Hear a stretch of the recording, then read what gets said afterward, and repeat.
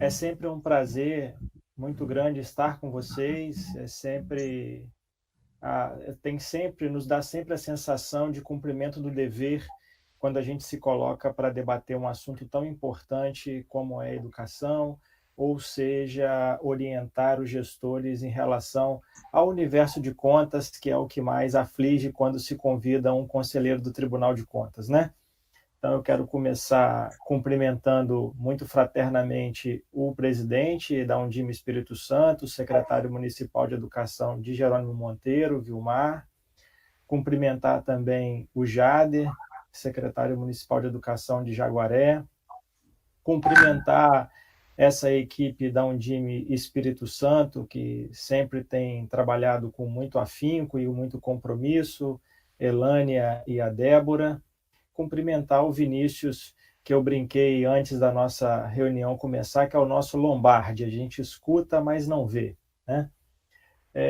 Nós tivemos recentemente um encontro em que reuniu os secretários municipais de educação do Estado do Espírito Santo. E lá eu estava conversando, em boa parte da nossa conversa foram colocados assuntos relacionados às contas. Então, eu vou tentar fazer uma abordagem que não seja repetitiva do ponto de vista daquela anterior. E começo pelo sentido dessa nossa reunião. O Conviva, a plataforma Conviva, pelo que eu entendi, ela se preocupa em estabelecer um memorial de gestão para que fique registrado os feitos do secretário que ora termina a sua gestão, mas mais do que isso, que dê condições para que o novo gestor que assume a pasta tenha condições de fazer o planejamento das suas ações a partir daquilo que sistematicamente fora organizado nesta plataforma.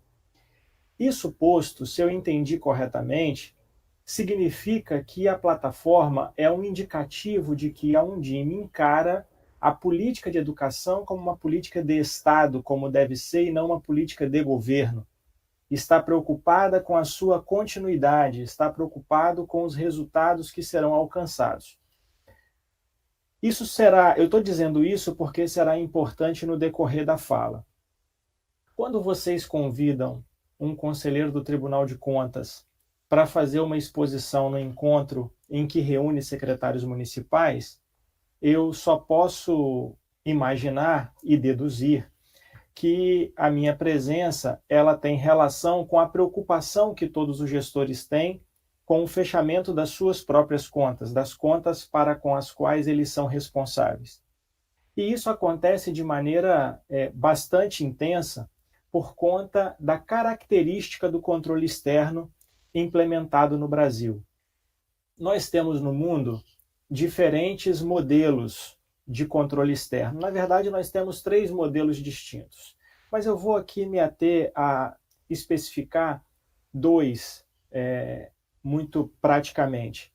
Um que é o modelo que tem um forte apoio no parlamento, que trabalha de maneira muito concomitante com o parlamento, que é originado na Inglaterra. Ele trabalha de maneira muito efetiva com indicadores, com auditorias operacionais, de modo que dê subsídio à fiscalização daqueles representantes da população. No nosso caso brasileiro, nós trabalhamos o controle externo com a componente jurisdicional. Então, a gente trabalha com a instrumentalização judicante. O que isso difere, basicamente? Difere no comportamento de um e do outro. Enquanto um dá instrumentos de acompanhamento da fiscalização com direção ao resultado, o outro faz um forte apelo sancionatório, ele vivencia um forte apelo sancionatório. E esse é o nosso, que é o modelo jurisdicional. Então, ao longo do tempo, isso marcou a atuação dos tribunais de contas no Brasil. E não só no Brasil, em vários países, sobretudo os países latino-americanos, alguns países europeus, mas isso marcou de maneira muito forte. Por que é importante nós termos a noção desses dois modelos? Porque nós temos um mecanismo internacional, que é a Intosai, que é um fórum internacional que reúne as entidades de auditoria superiores, é assim que ela trabalha no seu nome, e aqui no Brasil é signatário do Tribunal de Contas da União. Ela tem trabalhado para aproximar os dois modelos. Isso significa, então, que os tribunais de contas eles têm trabalhado para aprimorar as auditorias operacionais, para dar subsídio à tomada de decisão dos gestores. Vocês puderam vivenciar o ano passado que nós fizemos um levantamento, uma auditoria na modalidade de levantamento para apurar como é que estavam constituídas as redes públicas de educação. A rede estadual, as redes municipais, e nós também fizemos um levantamento de como estava constituída a rede de escolas geridas pelo MEPS. Então, este ano, o Tribunal de Contas trabalha para evoluir aquela auditoria de levantamento, refazer um novo levantamento com novos questionamentos e, a partir do levantamento, com um diagnóstico das redes, destacar uma auditoria operacional. Então isso significa visitar em loco algumas escolas, visitar a rede que nós destacaremos para fazer essa auditoria. Por que isso? Porque nós queremos cada vez mais aferir o resultado da ação de governo. Qual o impacto que isso tem para os gestores, os dirigentes municipais de educação? Do ponto de vista de contas, o impacto é maior para as contas de governo do que para as contas de gestão. Contas de governo só respondem por elas os chefes do Poder Executivo, ou seja, no caso de vocês, apenas os prefeitos respondem. E o Tribunal de Contas não exerce julgamento sobre ela. O que o Tribunal de Contas faz é emitir um parecer prévio que é encaminhado ao Legislativo Municipal para que o Legislativo Municipal estabeleça, ele sim, o julgamento das contas. Então, nós estamos caminhando para cada vez mais conseguir fazer uma avaliação das políticas públicas, da política pública de educação, efetivamente. Mas aí tem uma série de questões que envolvem este instrumento, e eu não vou ficar adentrando nele, porque ele não é a matéria de interesse dos senhores e das senhoras aqui. Do outro lado, nós temos as contas de gestão. Nas contas de gestão, neste momento em que vocês estão fechando a gestão de vocês, há uma preocupação muito grande de fechá-las corretamente, com uma preocupação de que, ao não fazer, vocês serão sancionados. E esse receio, por vezes, ele é excessivo. E nós verificamos isso quando na imprensa nacional, vários estudiosos e vários gestores escrevem sobre o apagão das canetas, que é a ausência de tomada de decisão por conta do medo da sanção que aquela decisão pode acarretar. Para tranquilizá-los, em alguma medida, e aí sem necessariamente entrar nas dezenas de normativas que foram editadas a partir da decretação da pandemia pela Organização Mundial de Saúde, que eu não sei se vocês conseguem acompanhar, mas entre leis, decretos e portarias federais e estaduais, nós temos dezenas e dezenas de normativas, algumas atenuantes da ação administrativa. Mesmo não entrando em cada uma dessas normativas, eu vou me permitir fazer a leitura de artigos da Lei 13.655 de 2018, que altera o Decreto-Lei número 4.657 de 1942, que é a Lei de Introdução às Normas do Direito Brasileiro.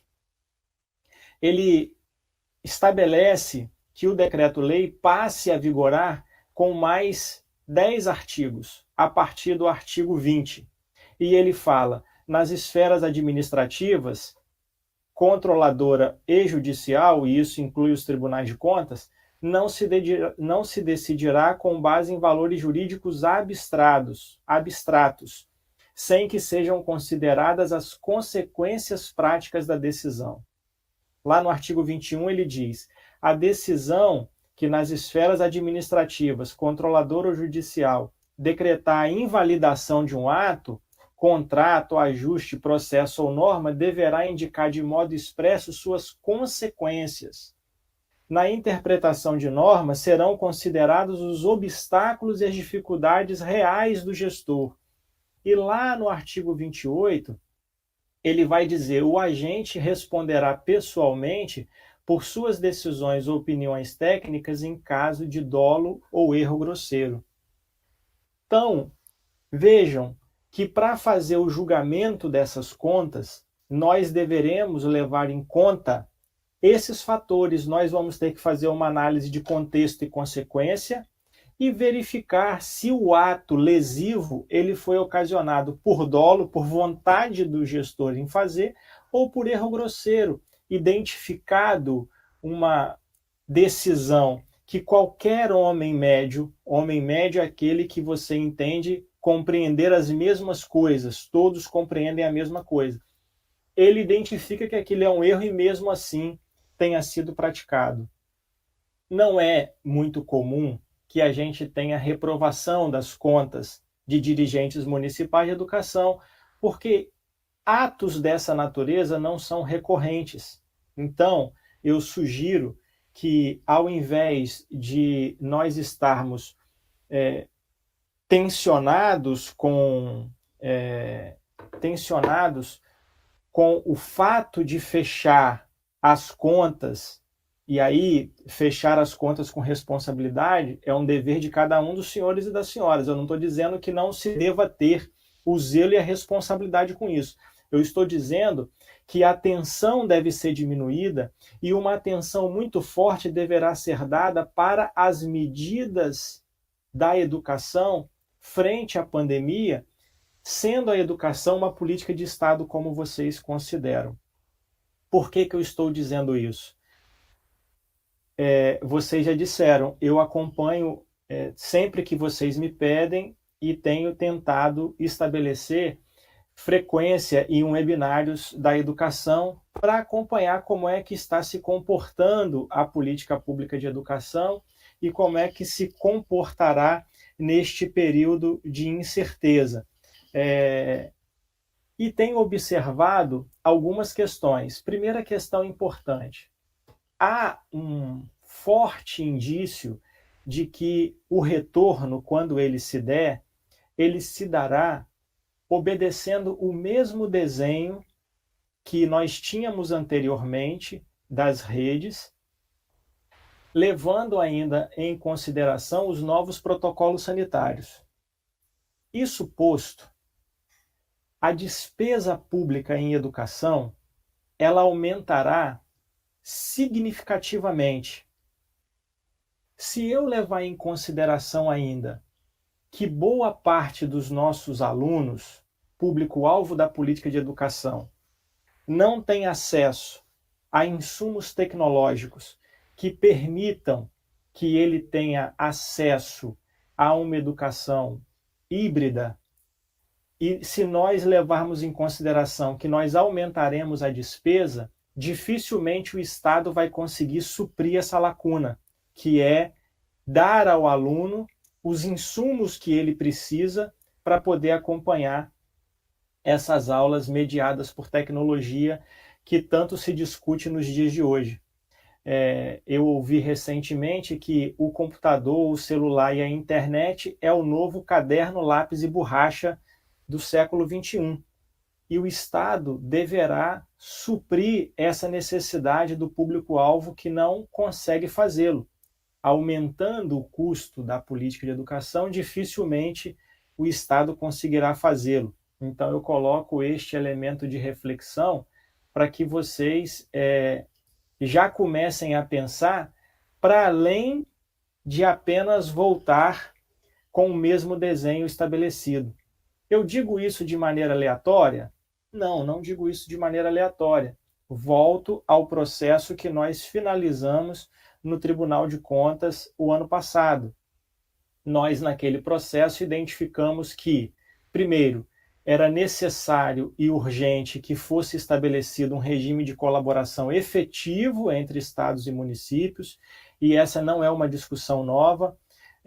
Nós podemos relembrar que desde 2014 se discute muito fortemente, inclusive faz parte do Plano Nacional de Educação, a implementação de um sistema único de educação, e nós temos no Congresso Nacional tramitando o projeto de lei complementar número 25 de 2019, que trata desse assunto.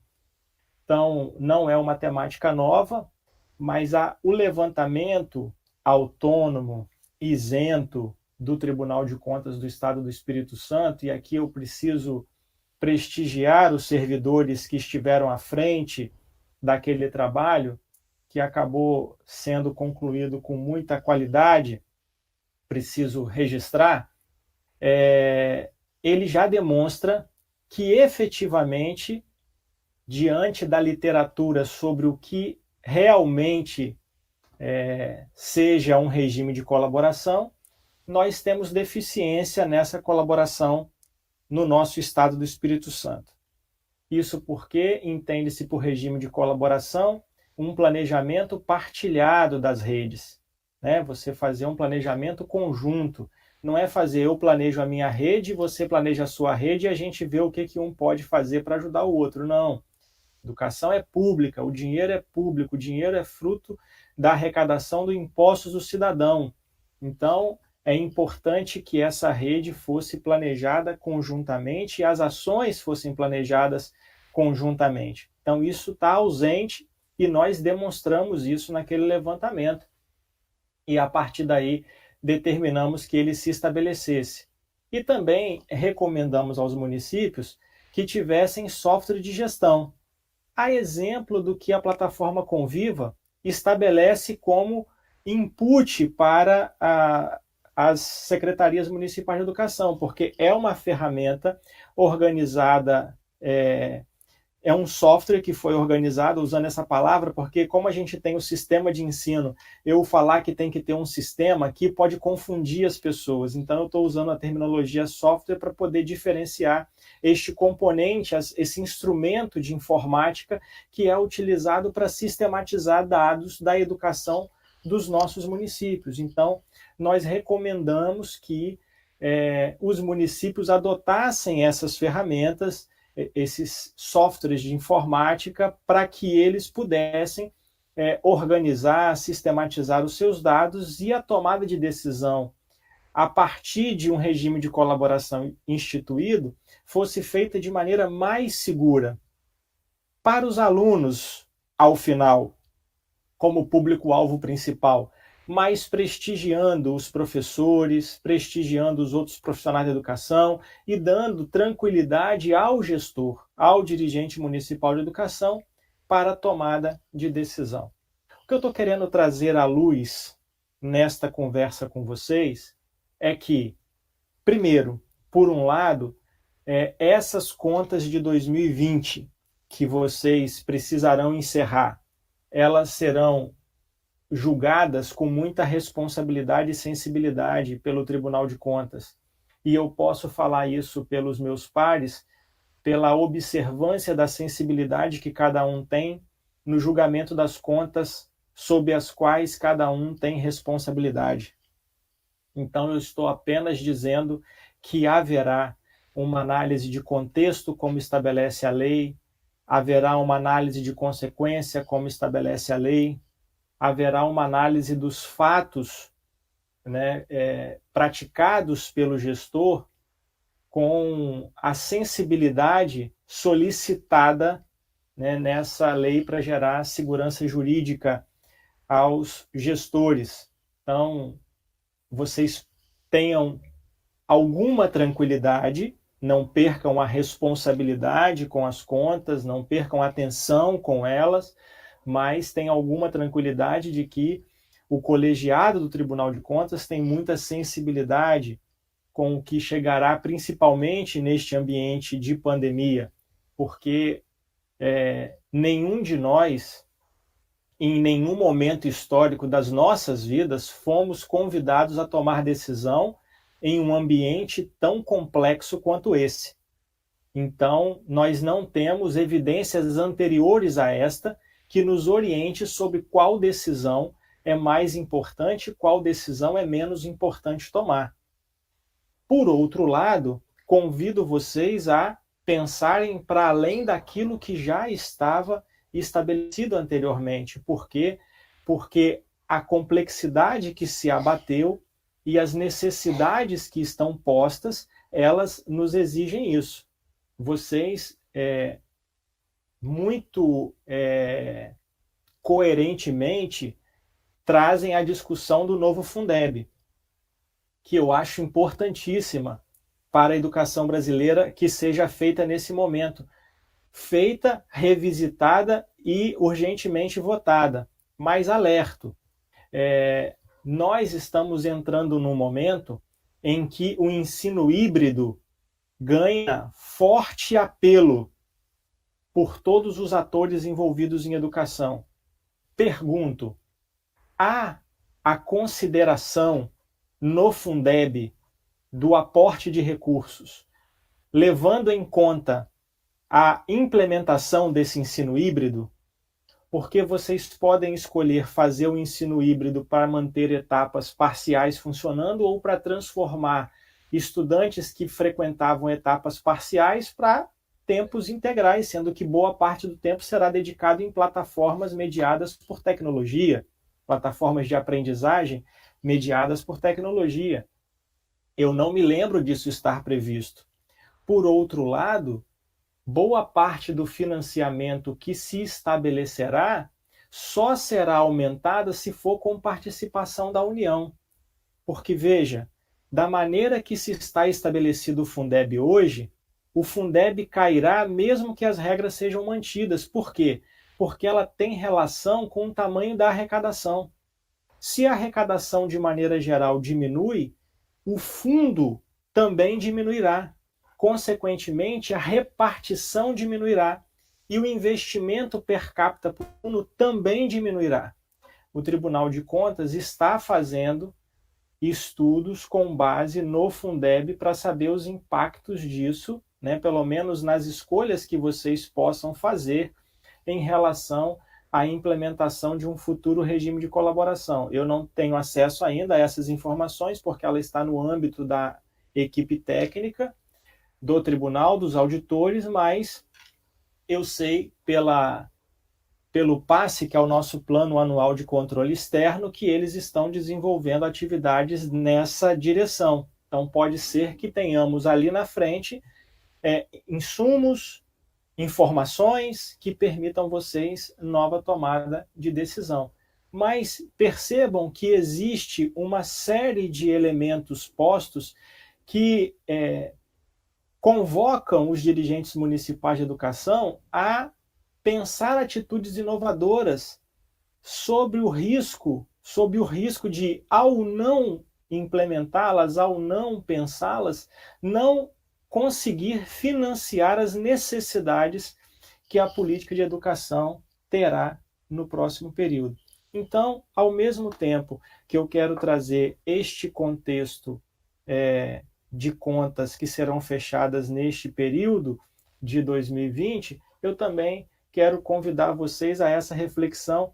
Sei que não é meu papel especificamente, mas como todas essas decisões impactarão nas contas agora e no futuro, é importante que eu convide vocês a refletir sobre essas inovações necessárias que a pandemia nos convoca a refletir. Então, eu vou ficando por aqui, esperando ter feito uma reflexão colaborativa com vocês, porque o tempo que me foi dado sugere que eu abra para perguntas, e eu preciso cumprir o meu tempo considerando as perguntas. Como eu não sei quantas nem quais virão, eu passo a palavra a vocês para que vocês possam fazer a mediação caso haja perguntas. Mais uma vez, muito obrigado pela oportunidade de conversar com todos vocês.